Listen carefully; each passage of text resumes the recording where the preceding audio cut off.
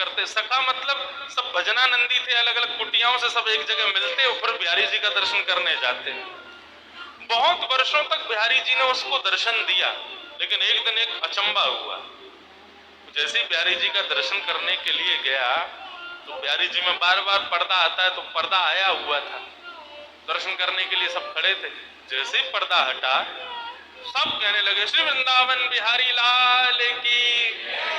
उसके संग जो बाकी के भजनानंदी संत थे वे भी सब कहने लगे वृंदावन बिहारी लाल की जय, लेकिन उसने नहीं कहा। वो सामने जब देख रहा था तो बिहारी जी जब बाहर विराजते हैं तो बगल में सखियां चमर ओवर लेके सब खड़ी रहती हैं, चांदी के सिंहासन रहता है, सब फूल बंगला बना रहता है। फूल बंगला है, सिंहासन है, सखियां हैं, लेकिन बिहारी जी उसको नहीं दिख रहे थे। अगल बगल वालों को बोला, बोले तुम जय जयकार क्यों बोल रहे हो? बोले अरे बिहारी जी के दर्शन तो जय जयकार से ही होते हैं। उसने आंख मीड़ करके देखा, बोले बिहारी जी बैठे सामने? बोला अरे दिख तो रहे सामने, तू दर्शन क्यों नहीं कर रहा है? और वो कैसे कहे सबसे कि मुझे दिख ही नहीं रहे। मनी मन विचार करने लगा, अपनी आंखें मीड़ने लगा, क्या हो गया मुझे ठाकुर जी दिख क्यों नहीं रहे? चला गया, रात भर सोया नहीं, कुछ खाया नहीं, कुछ पिया नहीं। यमुना जी से प्रार्थना करता है कि हे यमुना मैया, मुझसे कोई अपराध है गयो जो ठाकुर जी मुझको दर्शन नहीं दे रहे? किसी से कह भी नहीं सकता, क्योंकि यदि किसी से जाकर के कहा तो सब लोग मेरा आश्चर्य करेंगे, लोग मेरी बात बनाएंगे, पूरे वृंदावन में हल्ला मच जाएगा। शाम को प्रणाम करके पुनः बिहारी जी का दर्शन करने के लिए गया। बोले कल पता नहीं क्या हुआ, मैं देख नहीं पाया हूँ, मुझसे कोई अपराध बन गया होगा, आज बिहारी जी दिखेंगे। दूसरे दिन जब पुनः गया, सबने दर्शन किए, कपाट खुलते सब जय जयकार करने लगे वृंदावन बिहारी लाल की जय। उसने फिर देखा तो सामने फिर बिहारी जी नहीं दिखे, अकेला सिंहासन खाली। चिंता में पड़ गया, ब्लड प्रेशर हाई, पसीना पसीना हो। मुझसे क्या अपराध हो गया, बिहारी जी मुझे दिख क्यों नहीं रहे? किसी को पता ना चले तो उनसे बड़े अलग ढंग से पूछता है, बिहारी जी की पोशाक बड़ी सुंदर है ना?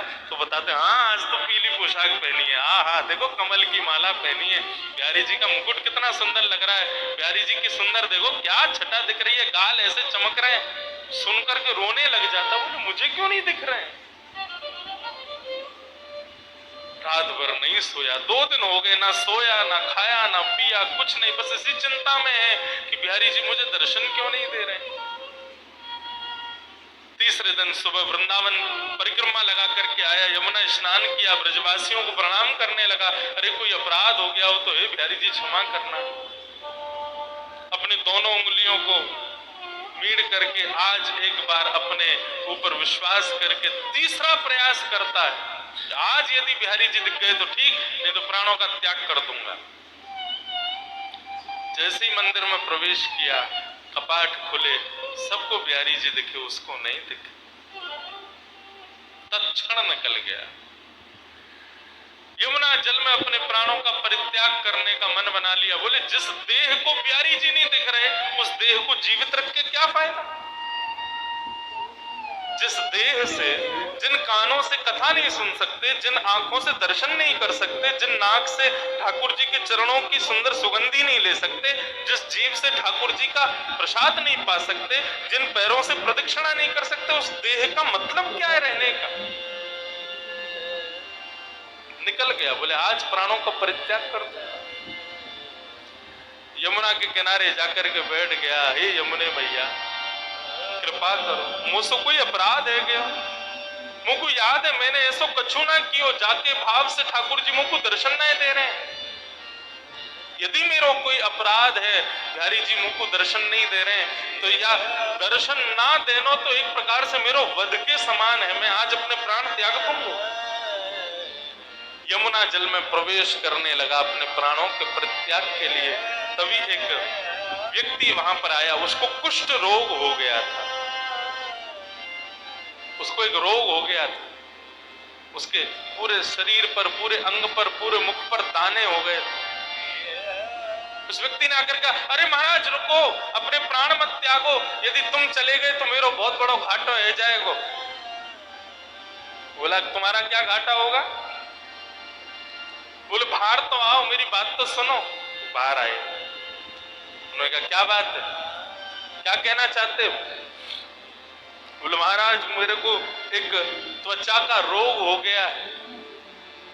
बोले अच्छा, तो इसका इलाज करवाओ, मुझसे क्यों पूछ रहे हो? बोले कि मैंने इलाज करवाया लेकिन मेरा ये दूर नहीं हुआ। मैं वृंदावन आकर के रहने लगा, तभी एक संत ने मुझसे कहा कि भैया यदि तुमको अपना कुष्ठ रोग दूर करना है तो मैंने स्वप्न में तुमको देखा था, और स्वप्न में बिहारी जी ने मुझे प्रेरणा दी कि यदि मेरा भक्त अलबेला इसको कह दे, इसकी गुहार मुझसे लगा दे कि हे बिहारी जी इसका कुष्ठ रोग ठीक कर दो, तो ये ठीक हो जाएगा। अलबेला बोला ये कौन सी विचित्र बात बता रहे हो, तुमको रोग हुआ और मैं बिहारी जी से कहूं कि इसका रोग दूर कर दे, और बिहारी जी तुम्हारा रोग दूर कर देंगे? जो मुझे दर्शन नहीं दे रहे वो मेरी बात से तुम्हारा रोग कैसे दूर कर देंगे? बोले आपका क्या लग जाएगा, आपको केवल इतना ही तो कहना है बिहारी जी इसको ठीक कर दो, मैं ठीक हो जाऊंगा तो सब ठीक हो जाएगा, आप फिर जो चाहो वो कर लेना, इतना कहना ही तो है। उसने कहा ठीक है, तुम्हारी बात मान जाए तो बढ़िया है, मुझे तो दर्शन हो नहीं रहे बिहारी जी के। हे बिहारी जी मेरे से तो कोई अपराध हो गया, मुझे तो दर्शन दे नहीं रहे हो, लेकिन इस भक्त का भाव है यदि मैं कह दूंगा तो ये ठीक हो जाएगा, इसलिए मैं प्रणाम करके कहना चाहता हूं इस भक्त का कुष्ठ रोग ठीक कर दो।